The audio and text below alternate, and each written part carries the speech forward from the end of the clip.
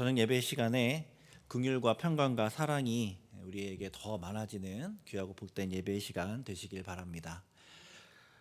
오늘 우리가 함께 읽은 유다서 말씀은 야고보서 그리고 베드로 전후서와 더불어 공동서신이라고 불려지는 편지 중에 하나이죠. 그래서 다른 서신서들처럼 어떤 특정한 교회에 특정한 상황에 처해져 있는 그 교회를 향하여서 쓴 어떤 목적을 가진 편지라기보다는 그 측면보다는 그리스도의 그 길을 가는 그리스도의 도를 따르는 그 모든 그리스도인이라면 모든 교회라면 공통적으로 알고 있어야 되고 또 공통적으로 행해야 하는 그 어떤 기독교의 정통 신앙에 대한 그런 것을 기록한 서신이라는 측면이 더 이제 부각되어 있는 성경 서신서라고 할 수 있습니다. 물론 뭐 어떤 특수한 상황에 놓여 있는 교회를 향해서 쓴 뭐 로마서라든지 다른 편지들도 마찬가지이고 그 시대와 상황을 넘어서는 어떤 보편적인 말씀으로 우리 가운데 받아들여져야 겠죠. 그런데 이제 그 말씀을 해석할 때에 각 교회의 그 특수한 상황을 좀 더 염두하면서 이 말씀을 이렇게 해석을 하고 이해를 하려고 하면 더 정확한 이해들을 할 수 있는 서신서들이 이제 다른 서신서일 것입니다.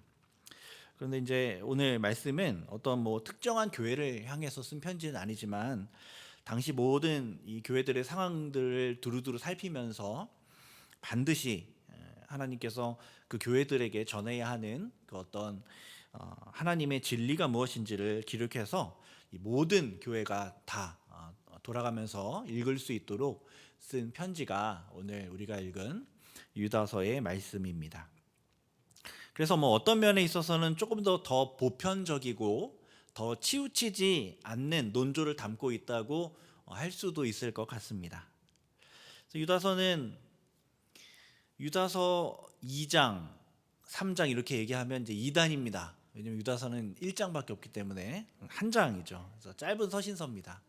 그런데 이 별명이 또 있는데 굉장히 교회를 깨우는 불의 십자가라는 어떤 별명도 또 누구는 또 그렇게 별명을 붙여서 부르기도 합니다. 아주 매우 강력하고 거침없는 내용이 이 한 장에 담겨 있습니다. 유다서는 당시 교회에 침투하였던 이 거짓 선생들, 거짓 교사들이 그들의 이 본질이 무엇이고 정체가 무엇이고 그들이 어떤 악행들을 지금 자행하고 있는 것인지를 거침없이 낱낱이 폭로를 하고 있고 매우 거친 말들까지 사용을 합니다.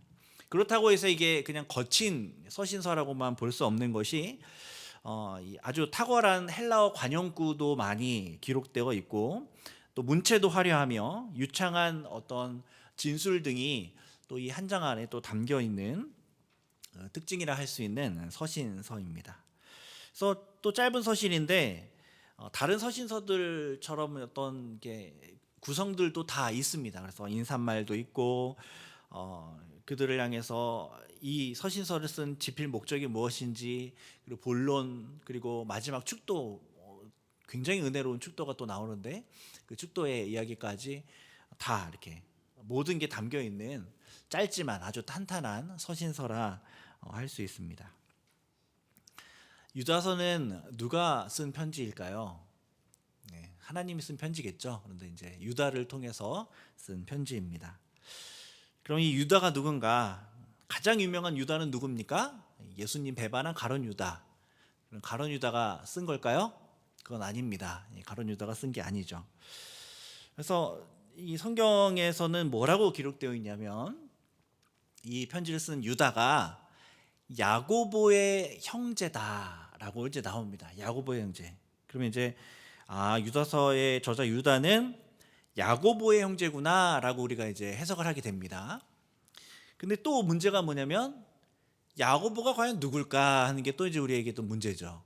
왜냐면 성경에 야고보가 꽤 여럿 나옵니다. 그래서 예수의 제자 중만 해도 야고보가 2명이나 됩니다.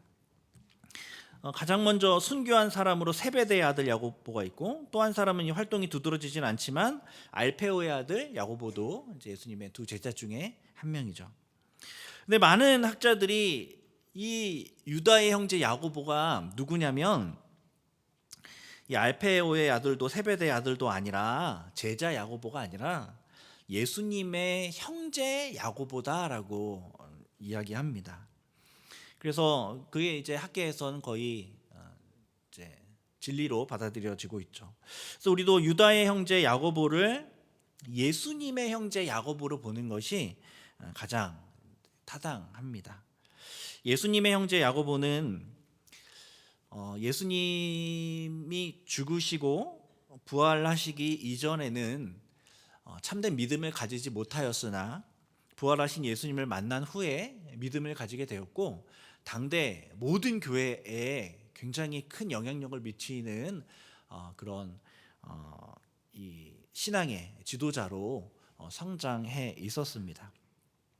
아마 야고보의 형제인 유다도 야고보와 거의 동일한 시점에서 이 믿음을 가지게 되었고, 또 이제 교회들을 섬기는 일들을 했을 것입니다.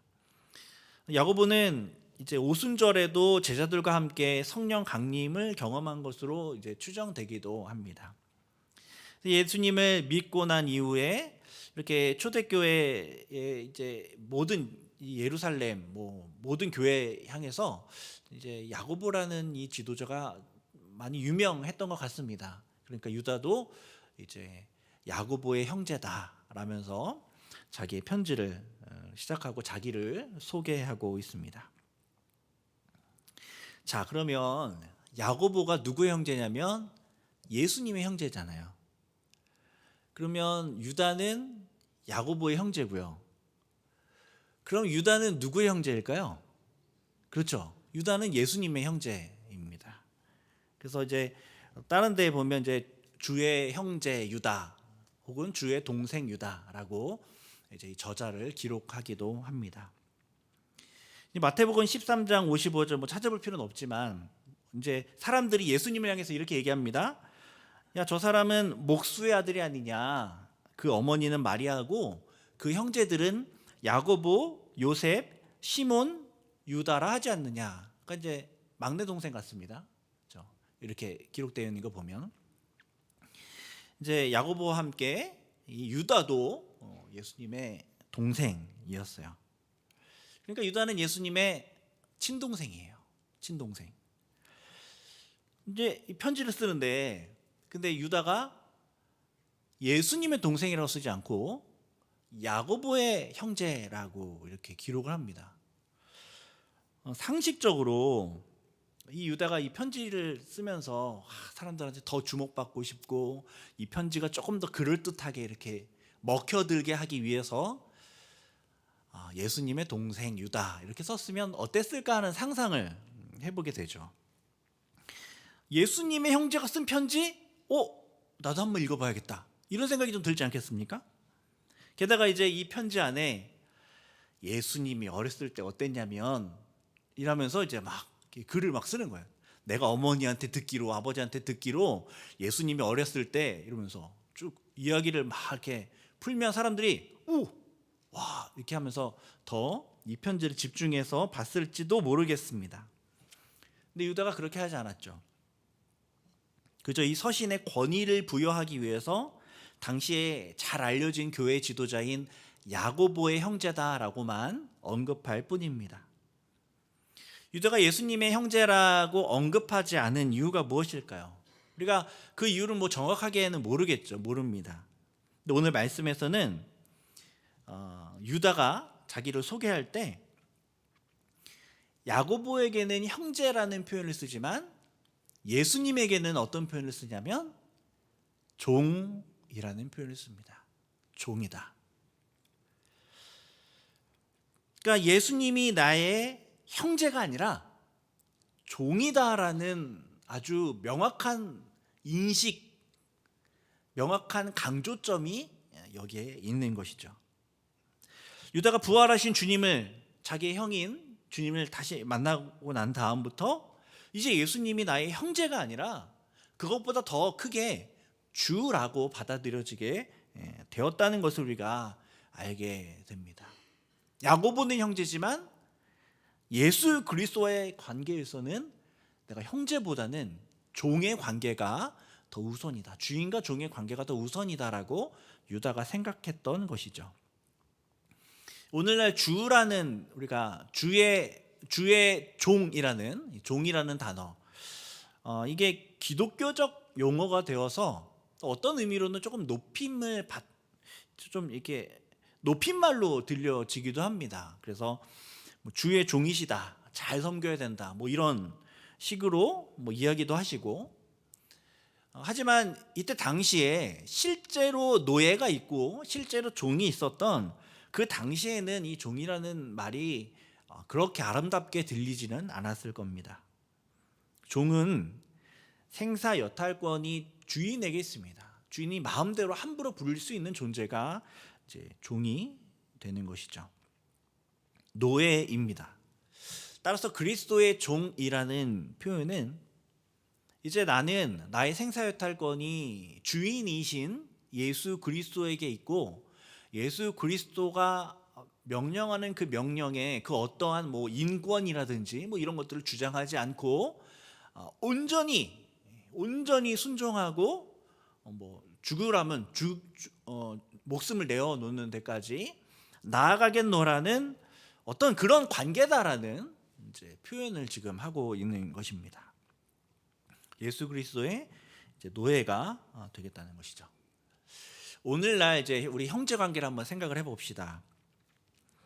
동생을 향해서 너 형의 노예가 되라라고 말을 한다면, 제가 동생이거든요. 이런 상상을 하는 것조차 굉장히 불쾌합니다. 그래서 형의 노예로, 종으로 살아가라. 그러면 무슨 소리냐며, 내가 왜 그래야 하냐며 이렇게 따지겠죠. 그럼 예수님 시대에는 어땠을까요? 정도의 차이는 있겠지만 비슷하지 않겠습니까? 형제 사이 관계가 다 비슷하겠죠.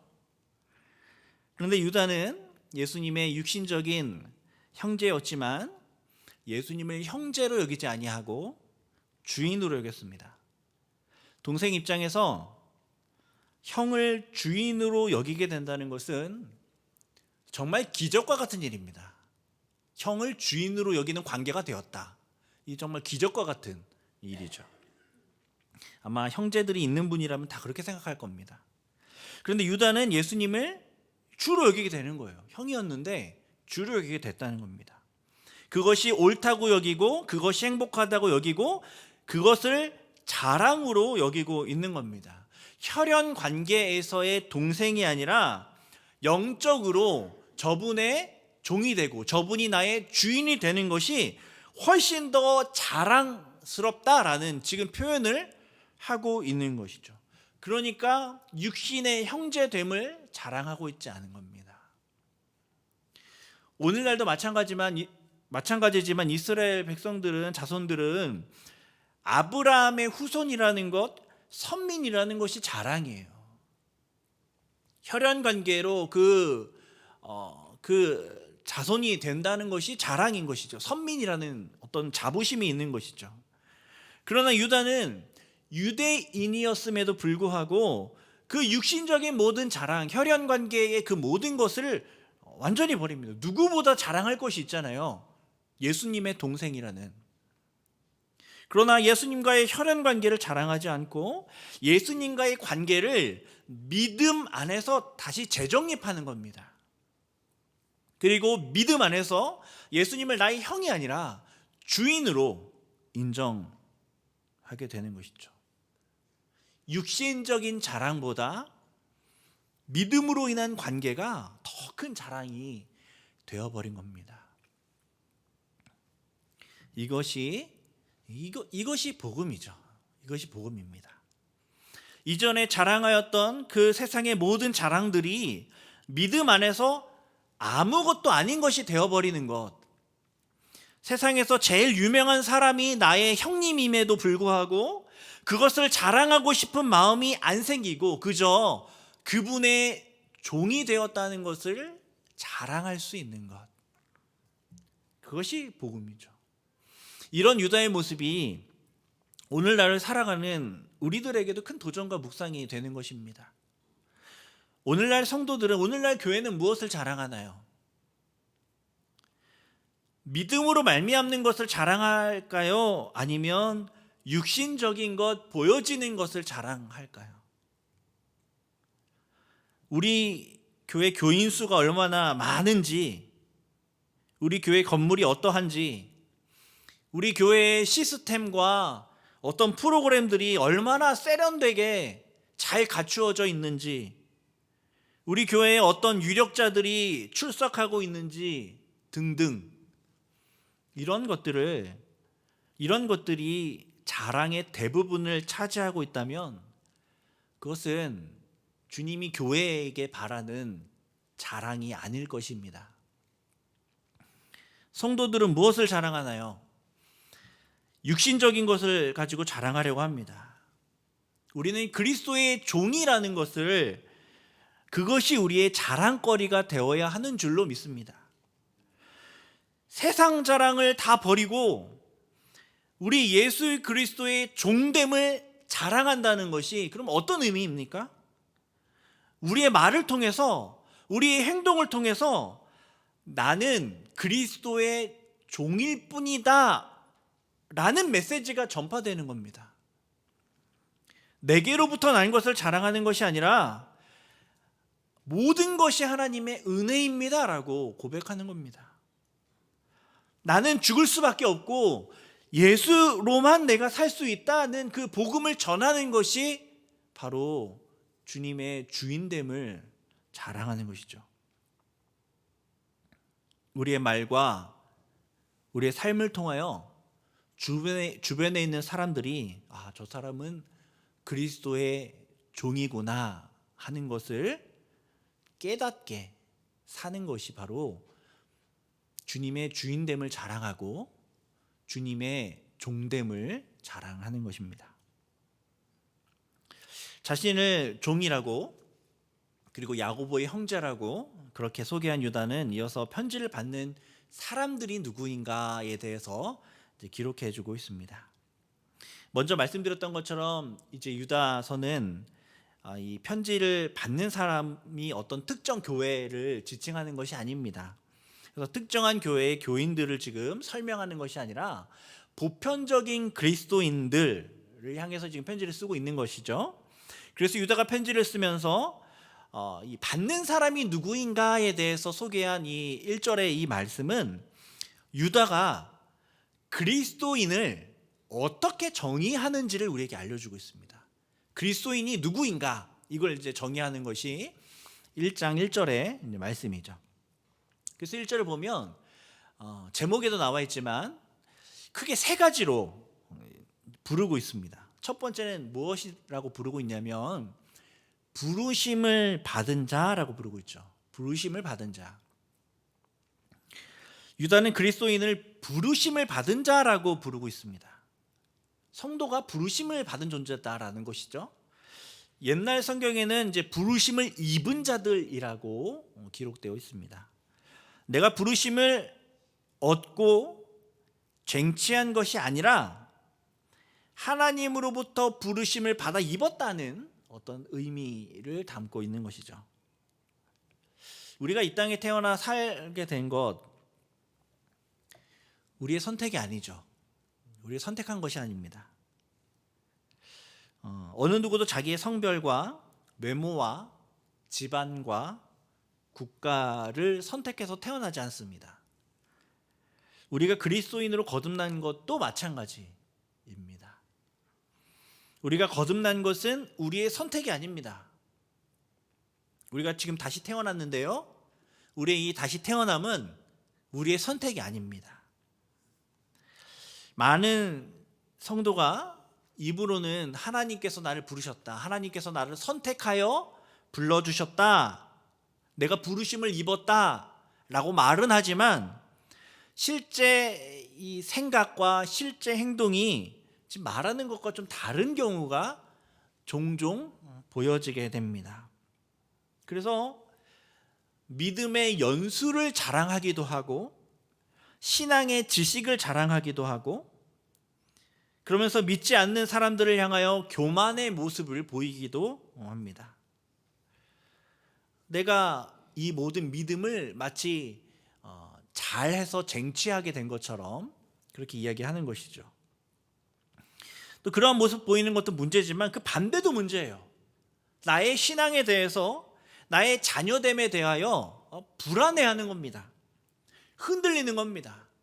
야, 내가 이렇게 살고 있는데 내가 어떻게 하나님의 자녀인가?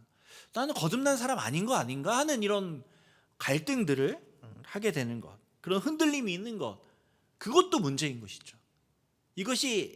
이 양태가 다 믿음을 나의 선택이라고 여기기 때문에 발생되어지는 현상들입니다.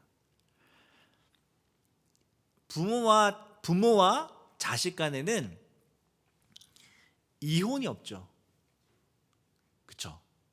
부부 사이에는 있지만 부모와 자식 사이에는 이혼이 없습니다. 사실 생각해 보면 남편과 아내 부부 사이보다 더 의사소통이 안 되고 더 성격 차가 나는 관계가 사실 부모와 자식 간의 관계입니다. 아무리 말을 해도 말이 들어가지 않고, 그죠? 우리 자식들을 생각했을 때 치우라고 해도, 방을 치우라고 해도 치우지 않고, 아무리 공부하라고 해도 그것이 너한테 나중에 도움이 되고 뭐라 아무리 얘기를 해도 이렇게 한 귀로 흘려버리고, 이걸 해야 된다 아무리 얘기를 해도 듣지 않고, 그런 최고봉의 그 관계의 어떤 아주 최고봉에 있는 존재들이 바로 우리의 자식들이죠. 그럼에도 불구하고 자식과 관계를 끊어버리겠다는 부모는 거의 없습니다. 왜냐하면 어느 누구도 부모와 자식 관계를 나의 선택이라고 생각하지 않기 때문에 그렇습니다. 하나님이 정해준 것이고, 그렇게 존재 자체가 얘는 내 자녀인 거예요. 존재 자체가. 이게 내 선택이 아니었던 것이죠. 이건 변기할 수 없는 것입니다. 그렇게 여기기 때문에 이혼이 없는 거죠. 부부 사이에는 이혼이 있습니다. 내가 결혼하고 내가 선택했다고 여기기 때문이죠. 만약에 정말 부부가 하나님이 맺어주신 한 몸이라고 여긴다면 아마 지금만큼 이혼이 이렇게 많이 있지는 않을 것 같습니다. 우리가 성도된 것이 우리의 선택이 아니에요. 하나님이 불러주신 겁니다. 그래서 우리는 그런 존재가 된 거예요. 실수투성이인 우리의 선택이 아니라 하나님의 선택이에요. 우리가 교회에 나오고 우리가 지금 주님을 그리스도시요 살아계신 하나님의 아들이라고 부르며 하나님 앞에 찬양하고 하나님 앞에 기도하고 하나님의 자녀라는 믿음을 가지게 된 것은 바로 우리의 어떠함 때문에 나타나게 된 현상이 아니라 하나님이 부르셨기 때문에 그런 일들이 나타나게 되는 겁니다. 그렇기 때문에 우리의 자녀됨은 결코 흔들리지 않습니다. 왜냐하면 이것이 하나님으로 말미암은 것이기 때문에 그렇습니다. 유다는 성도들이 너희들이 결연한 선택을 가지고 하나님을 붙잡은 사람이 아니라 하나님의 부르심을 받은 존재다라고 규정하고 있는 겁니다. 이 부르심이 모든 교회를 향한 유다의 첫 번째 정의가 되는 것이죠. 부르심을 받은 것을 믿으시고 그 확신 가운데 겸손하지만 흔들리지 않는 그런 믿음으로 나아가야 하는 저와 여러분 되기를 소망합니다. 그리고 두 번째로 유다는 그리스도인을 하나님 아버지 안에서 사랑을 얻은 자라고 부르고 있죠. 사랑을 얻었다라고 하니까 사랑 쟁취한 것처럼 또 느껴지지만 사실 그런 의미가 아니라 아버지 하나님으로부터 사랑을 받고 있다는 의미입니다. 여기서 유다는 의도적으로 성부 하나님을 언급하고 있죠. 아버지 하나님의 사랑이다라고 언급하고 있습니다. 예수님도 성령님도 우리를 사랑하지만 유다는 특별히 성부 하나님과 이 사랑을 연결시키고 있습니다. 다른 성경에서도 아버지 하나님께서 독생자를 보내실 만큼 우리를 사랑한다라고 그렇게 말씀하고 있죠. 그러니까 이 성부로부터 이 사랑이 시작되었다는 그런 의미를 담고 있습니다.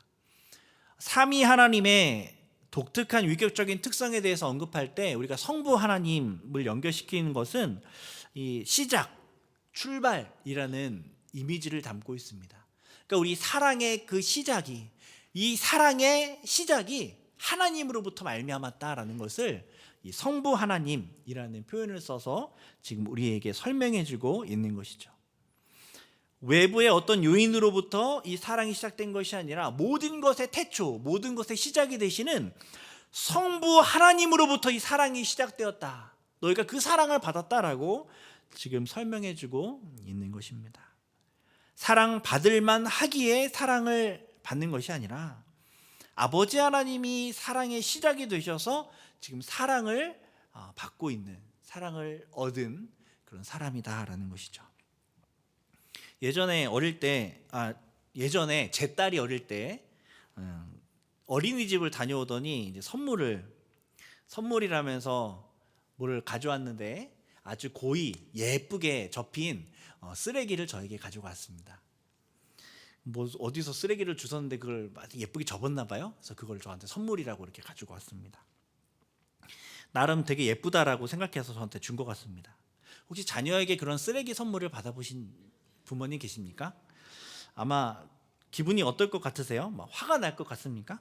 이런 고얀 녀석 나한테 쓰레기를 줘? 그러면서 6살짜리 아이한테 소리를 지르면서 이 쓰레기를 나한테 준다, 기분이 나쁘고 그러면서. 근데 저는 어땠냐면 고맙더라고요. 이 쓰레기를 이 딸아이 몰래 잘 감춰서 잘 버려야 하지만, 그죠? 굉장히 귀찮고 번거롭지만 그래도 그 쓰레기를 저에게 준 딸이 참 고마웠습니다. 그리고 기뻤습니다. 왜냐하면 제가 쓰레기가 아니라 사랑을 받았기 때문에 그렇죠. 쓰레기에 사랑을 담아서 이렇게 받아도 참 기쁘고 감격하게 되는데, 하나님께서는 구원, 영생이라는 선물에 사랑을 듬뿍 담아 우리에게 주신 것이죠. 어떤 면으로 생각해 보면 구원받게 되고 영생받은 것이 그리스도인의 가장 큰 선물이 아닐까 생각하기 쉽지만 그게 아닙니다. 우리가 하나님의 사랑 안에 있다는 것이 가장 큰 선물인 것이죠. 그게 가장 감사한 것이죠. 우리가 비록 하나님으로부터 좋은 환경을 받지 못했을 수도 있습니다. 우리가 비록 많은 재물과 좋은 평판을 받지 못했을 수도 있습니다. 수많은 고민과 갈등과 어려움과 병환과 수고로움과 수많은 상처들을 하나님께 받았을지도 모릅니다. 하지만 중요한 것은 하나님의 사랑이 우리의 모든 삶과 우리에게 일어난 모든 일들 가운데 다 담겨 있다는 것이죠. 우리의 일상은, 우리의 가족은, 우리의 기업은, 우리 주변의 모든 사람들은, 우리에게 일어난 모든 일들은 그 안에 하나님의 사랑이 담겨 있습니다. 그것을 믿는 사람이 성도이죠. 하나님의 사랑을 얻었다. 그 존재가 바로 성도라는 것입니다. 하나님은 저와 여러분을 사랑하십니다. 우리가 너무 많이 듣는 식상한 말이지만 정말 진리입니다. 그 사랑으로 말미암아 우리 삶이 늘 감사와 기쁨으로 넘쳐나기를 소망하게 됩니다. 마지막 세 번째로 유다는 그리스도인을 지키심을 받은 자라고 부르고 있습니다. 지키다는 것은 목적어가 필요한 동사잖아요. 뭘 지켜요? 그러니까 지키다. 무슨 어떤 목적어가 필요합니다. 근데 무엇을 지킨다고 기록되어 있나요? 1절 하반절 보니까 예수 그리스도를 위하여 지키심을 받은 자들이라고 기록되어 있죠. 마치 우리가 예수 그리스도를 막 지킨다는 그런 의미로 이해되기 쉽지만 사실 그것이 아닙니다. 우리는 예수 그리스도를 지킬 수 없을 뿐만 아니라 예수님께서는 누구의 지키심을 필요로 하시는 분도 아니십니다. 왜냐하면 예수 그리스도께서 지존하신 하나님이시거든요. 누구의 지킴이 필요하신 분이 아니세요. 그래서 이 말씀의 의미는 예수님께서 하나님의 부르심과 사랑에 따라서 예수님이 우리를 지켜주신다는 의미예요. 예수님이 우리를 지켜주신다. 주님이 우리를 지켜주십니다. 그렇다면 주님께서 무엇으로부터 우리를 지켜주실까요? 이것이 중요한 것이죠. 이 본문은 완료 시제로 기록되어 있거든요. 그러니까 한 번만 지켜주시는 것이 아니라 예전에도 지켜주셨던 그 주님께서 계속해서 지켜주신다라는 계속적인 지키심을 의미를 담고 있는 단어입니다. 표현이에요. 그래서 예전에도 그랬던 것처럼 지금도 그렇고 앞으로도 계속 지켜주신다라는 의미이죠. 그렇다면 과거와 현재, 미래는 우리가 아직 경험하지 못했으니까 과거와 현재 예수님께서는 무엇으로부터 우리를 지켜주시나요?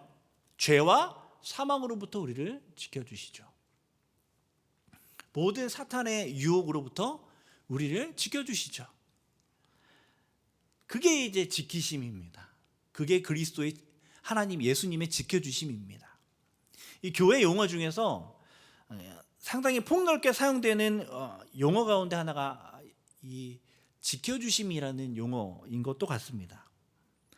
하나님께서 지켜주실 거야 라는 이 문장 안에 너무 많은, 상당히 많은 의미가 이제 담겨 있죠. 사업이 좀 어려울 때 누군가 위로의 말로 하나님께서 지켜주실 거야.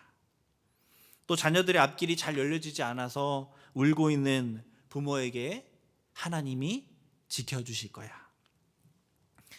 물론 우리 하나님께서 우리를 사랑하셔서 좋은 길로, 형통한 길로 인도해 주십니다. 근데 그 좋은 길이 꼭 세상이 말하는 좋은 길은 아니에요. 주님께서 말씀하시는 좋은 길은 좁은 길입니다. 좁은 길. 자기 부인의 길이고 십자가의 길입니다.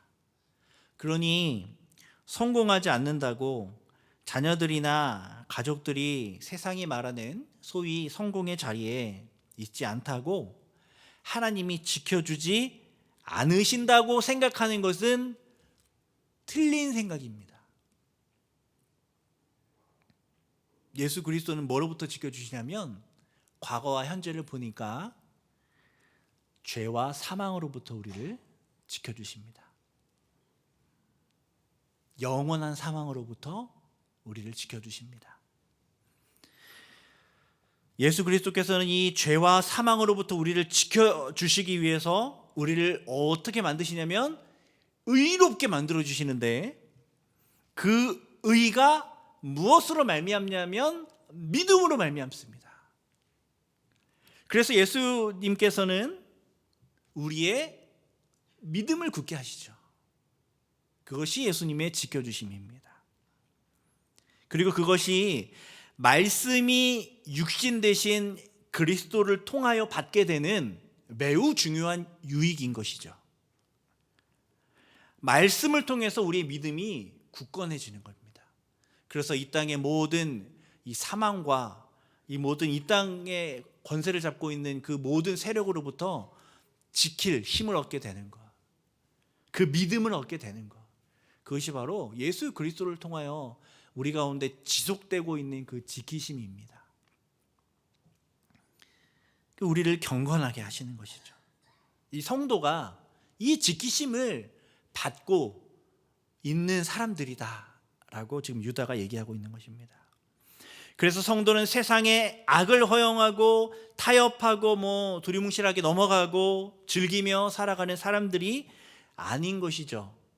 오히려 어떤 존재냐면 성벽을 쌓고 파수꾼을 세워둔 그런 상태가 바로 성도들의 모습인 겁니다.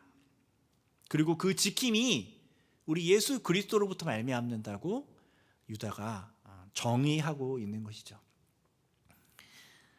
거룩하실 수 있기를 소원합니다. 경건하실 수 있기를 소원합니다. 예수를 힘입어 지킴받게 되기를 소망합니다. 오늘 우리가 주일 예배를 드렸습니다. 예배를 통해 우리는 하나님의 부르심을 다시 한번 깨달아야 합니다. 그리고 하나님의 사랑을 다시 한번 깨달아야 합니다. 그리고 세상의 모든 악과 유혹으로부터 우리 자신을 지킬 수 있는 그 믿음과 그 힘을 우리 말씀으로부터, 주님으로부터 얻게 되어야 합니다. 그래야 우리가 읽었던 2절의 말씀처럼 성도님들에게 긍휼과 평강과 사랑이 더 많아질 수 있습니다. 긍휼과 평강과 사랑은 그리스도인이라면 누구나 가지고 있어야 하는 마음이죠. 긍휼의 마음이 없으면, 평강의 마음이 없으면, 사랑의 마음이 없으면 복음을 전할 수가 없습니다. 복음을 전할 동기가 없어요. 진정한 예배를 드릴 동기가 사라집니다. 하나님을 위한 삶을 살아갈 수가 없습니다. 긍휼과 평강과 사랑이 없는데 어떻게 우리가 하나님을 예배할 수 있고, 어떻게 우리가 그들에게 주님을 믿으라 전할 수 있으며, 어떻게 이 땅에서 빛과 소금의 삶을 살아갈 수 있겠습니까? 그 모든 마음, 그리스도인에게 반드시 있어야 하는 이 마음은 하나님으로부터 부르심을 받았다는 확신과 아버지 하나님 안에서 사랑을 얻었다는 확신, 주님으로부터 지키심을 받고 있다는 확신으로 말미암아 우리 가운데 긍휼과 평강과 사랑이 넘쳐나게 되는 것입니다. 이 귀한 은혜가 저와 여러분 가운데 충만하여서 한 주 살아갈 때 긍휼과 평강과 사랑으로 하나님께 기쁨이 되는 삶을 살아가는 모든 저와 여러분 되기를 간절히 소원합니다. 기도하겠습니다. 아버지 하나님, 우리를 사랑하사 우리를 불러주시사 우리를 지켜주시사 지금 이렇게 하나님 앞에 예배드리며 하나님 앞에 성도로 서 있을 수 있게 하심에 감사드립니다. 주님, 우리가 하나님이 주신 이 모든 확신과 믿음 가운데 굳건하게 서 있게 하여 주셔서 아버지 하나님 주시는 모든 복을 이 땅 가운데 누리고 전하며 하나님의 영광을 위해 살아갈 수 있는 거룩한 성도 될 수 있도록 지키시고 보호하여 주옵소서. 말씀하신 주님께서 우리의 삶 가운데 또 우리 교회 가운데 이 모든 일들을 이루실 줄 믿고 감사드리며 예수님 이름으로 기도드립니다. 아멘.